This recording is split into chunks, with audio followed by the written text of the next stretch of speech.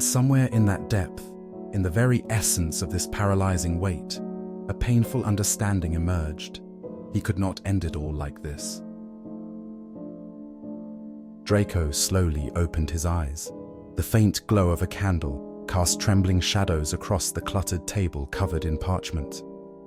He leaned against it wearily, his palms pressing against the cold, lacquered wood. Through the ringing in his ears, the distant ticking of a clock penetrated, a reminder that night was giving way to dawn. Sleep. He knew it would be logical now to apparate to his hotel and try to rest. But instead, he remained seated, staring into the void before him. His occlumency barriers were becoming harder to maintain, thoughts twisting and tangling with intrusive memories. Sometimes he felt raw, exposed emotions, sharp and painful like scratches on bare skin from which he usually hid. He realized that his next breakdown might occur at the wrong moment, in public, and then concealing it would be impossible.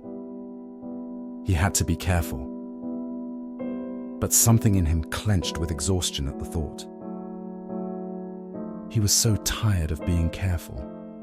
The constant vigilance was more draining than the sleepless nights. Draco's gaze fell on the heap of documents before him. Perhaps somewhere within this chaos lay the answer he had been seeking for so long. As long as a glimmer of hope remained, he couldn't afford to stop.